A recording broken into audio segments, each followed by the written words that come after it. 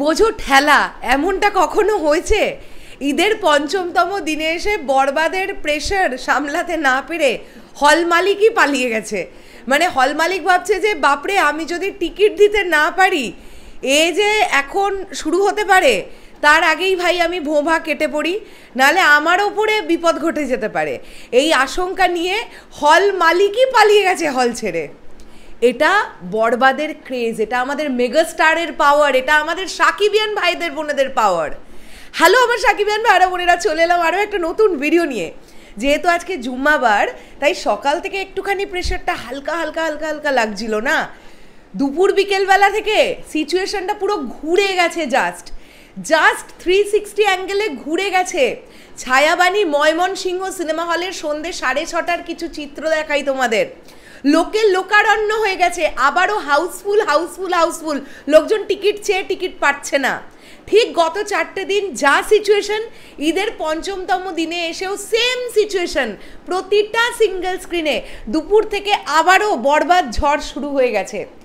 ময়মনসিংহ ছায়াবাণীতে এরকম হট করে যে এইরকম ক্রাউড হয়ে যাবে কেউ এক্সপেক্ট করতে পারেনি। আর যখন সিনেমাটার নাম বরবাদ, তখন এক্সপেক্ট না করারও কিছু নেই। শুধু ময়মনসিংহ ছায়াবাণী বলেই বলছি না, সমস্ত সিঙ্গেল স্ক্রিনে আজ দুপুরের পর থেকে এই সিচুয়েশন।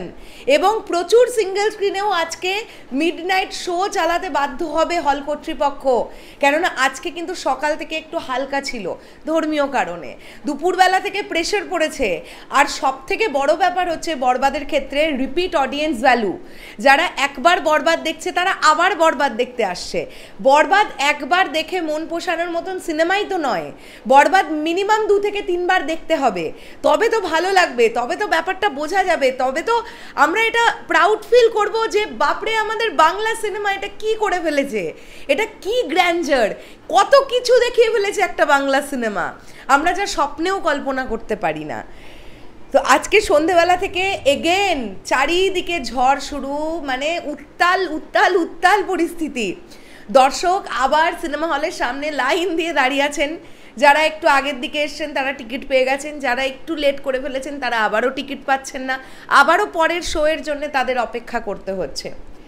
তোমরা ভাবো, জাস্ট একদিন আগে শেরপুরে একটি সিঙ্গেল স্ক্রিন, সত্যবতী সিঙ্গেল স্ক্রিনের সামনে পুলিশ মোতায়েন করতে হয়েছিল দর্শকের প্রেশারের চোটে, আর আজকে দর্শকের প্রেশারের চোটে হল মালিক পালিয়েই গেছে। মানে এই ইতিহাস, আমার মনে হয় এগুলো এক একটা নজির।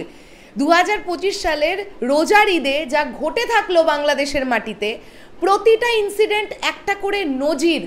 বরবাদ যা করছে ভাই, এটা অস্বীকার করার কোনো জায়গা নেই। আর এটা হতো না যদি না দর্শকের এই ছবিটার প্রতি ভালোবাসা থাকতো।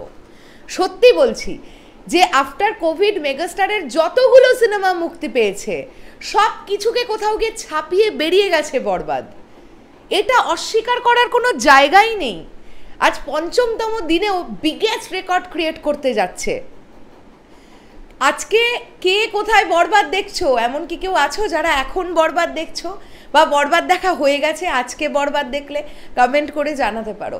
আসছি আবার খুব শিগগিরই নতুন কোনো ভিডিও নিয়ে, তাহলে এখনের জন্যে টাটা।